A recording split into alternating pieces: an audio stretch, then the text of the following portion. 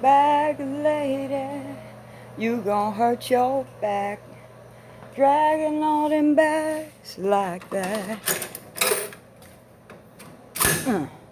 I guess nobody ever told you all you must hold on to is you.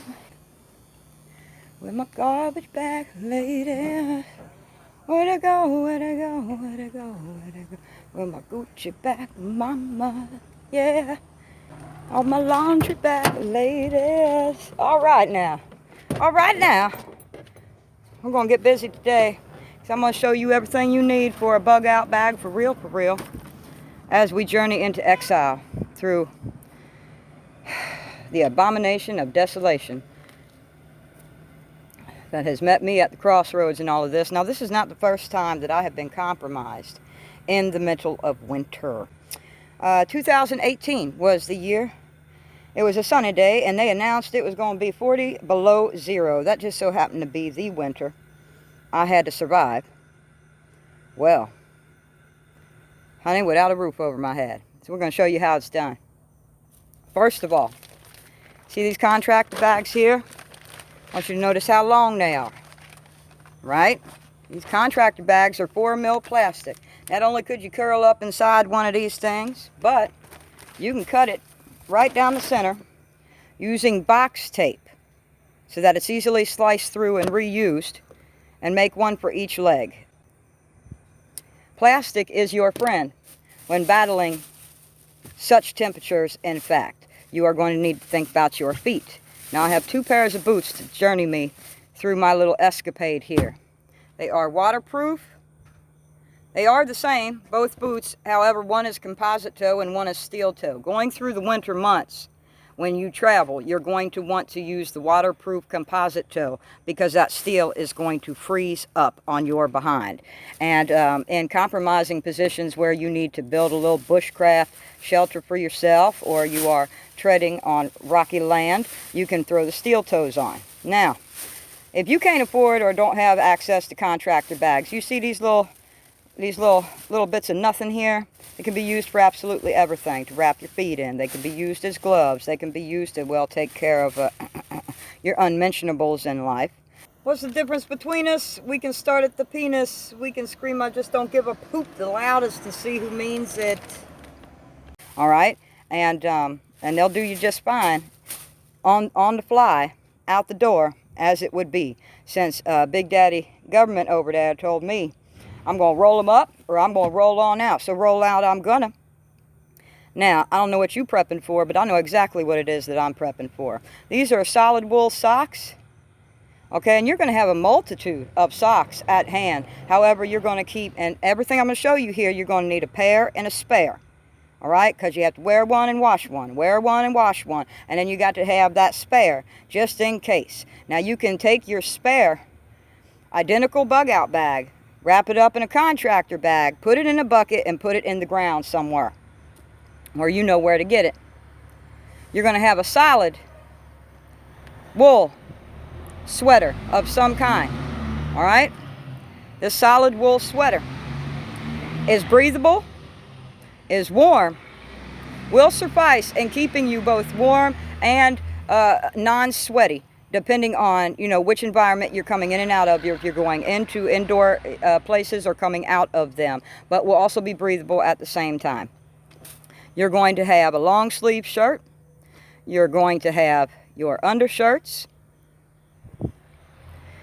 And you are going to have leggings. I prefer leggings because long underwear is too loose. And when you are battling frostbitch, which is what I like to call it, everything that hugs your skin, the tighter the better. You're going to need gloves. Again, these gloves are going to need to be sheepskin. And I'm going to tell you the importance of sheepskin as we go through this, because animal hides will keep you alive. Bam! Look at that. This is the extent of the hygiene travel buddy that you are going to need. Razors, ooh la la. That's it, right there. You got to protect your lips. They will crack open and bust and bleed all over the place. You know, that cold weather does not mess around. Obviously, you need to smell good. You need to keep your soap in a baggie. And you need to have other baggies on hand. You need to have a toothbrush that you cut in half. 1, to further space save. 2, because you're going to use the other end of it. Well, I use the other end of it to make something. I can't think of the name. A shank. Okay? And then, of course, whatever razor of your choice, along with the razors that you have on standby for your knife. You're only going to need 1 rag. Now, remember I told you at the beginning of this, you need a pair and a spare of everything here, but in your initial to-go bag, you're only going to need 1 rag, and here's why. First of all, it's going to be a challenge to keep it dry as you bathe with it. Second of all, you do not want to be dousing yourself with water. In the cold of the frigid of the cold, and Frosty the Snowman is, you know, a peeping Tom around a tree and all of that anyway. So you're going to, this is all you're going to need to keep yourself both cleaned and dried within an efficient amount of time. You're going to need a waterproof animal hide trapper hat. It will enable you to sleep at night without losing too much heat out of the top of your head, which is where a lot of the heat is lost in the game of surviving. Well, just ask the Eskimos, honey. They invented the stuff. But you're not going to want to wear it everywhere, and especially when it's a sunny day. You might want to wear something else. So you're going to get these little cheap little hats. These little cheap little hats are just about at every gas station, at any dollar store you can find. You can wear those, okay, on the sunny days, on the days where it's just warm enough to where you won't need the thickness of a trapper hat. But you can also cut the tops off of them, and you can make yourself a face mask, all right? Now, don't get it twisted. These face masks are going to fill up in a very short amount of time once that frigid air hits all of your mucous membrane exit and entry points within the circumference of your head. Oh yes, it's going to be IP freely up in here. Oh yes, it is. It's going to be an avalanche of snot and nastiness and stuff I don't want to talk about. Okay, and you're going to have to collect all of that, or you're just going to ruin all of these. So use your little stupid face diapers that are so plentiful right now, and try to make good use of those, or a paper towel or something to catch all the snot that will continuously run as if something has sprung a leak. Now I use a down vest and a coverall, both waterproof. All right. This is my this is just my choice in the matter. However, you could just get a full bodysuit coverall, but the full bodysuit coverall is going to be difficult, and it's going to make you stick out like a sore thumb should you enter a gas station, should you enter a store of some type, and you know somebody, you know, just outfitted to such a degree. What if it's a warmer day type deal? You can lose one article or the other as you go. Going into the spring, you're going to need to have baggies of every kind of spearmint, every kind of mint, every kind of peppermint, all the mints, honey, all the mints. And before you think we're going to start to be kissing cousins here, this is for bugs, okay? Bugs hate mint, all right? Most bugs. And so you're going to want to eliminate bugs from around whatever campsite, bushcraft outfit, cabin that you have. And join me in the summer months as we further discuss the continuum within exile.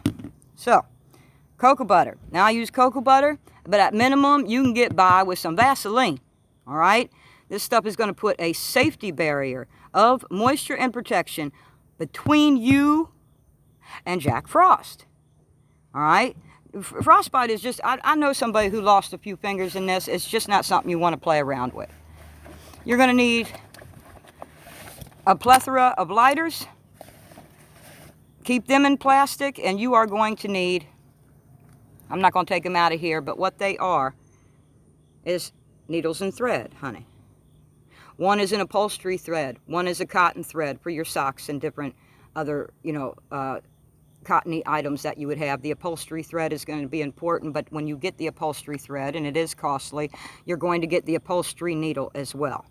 It's a heavy-duty needle. It'll go through leather. It'll go through animal hide. It'll go through a boot, if you're careful enough. All right? And you're going to keep these on tap, because we only talking about surviving through a season, and it too shall pass. So as you pack light, venturing into this exodus, lest you be unprepared, my goodness of my sakes, The Lord's grace, it is sufficient for my life. So you're going to need one of these in plastic. And what this is an old school slide. Now you can find these, and they've also got the flip phones available, whatever the case may be, so long as you can remove the battery pack from it. All right? I need to clean this up. She's got some dust on her, because you will not want to be honed in on. Merry exile to all, and to all a good night.